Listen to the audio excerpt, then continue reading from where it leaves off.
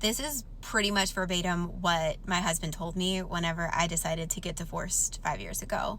We tried to sit down and have conversations, and I tried to always listen to what he wanted and he needed, and I put myself second. And I always felt like if we could just address your needs and your issues in the relationship first, then we can get to mine, and then we'll talk about what it is that I want and need. And one night when we were trying to have a conversation, work things out, he basically said, I'm never going to live up to these expectations and standards that you have for this relationship. Like, I'm never going to be good enough for you. And I just sat there shocked, because I immediately started reflecting on how often, which was never, that I shared with him what I wanted or needed in the relationship.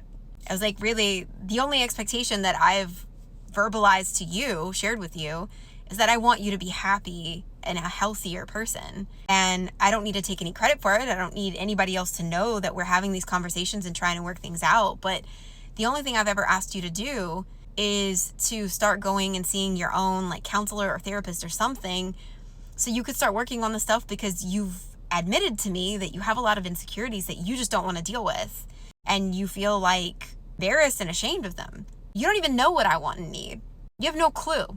Actually, a lot of the things that we both said in our vows that's it. That's all that I want and need. And if you would just kind of reflect back on those vows, then you would see that you actually said that you wanted the same thing as me, which is why I'm super confused as to how we got here, because I thought we were on the same page back when we got married. And here we are.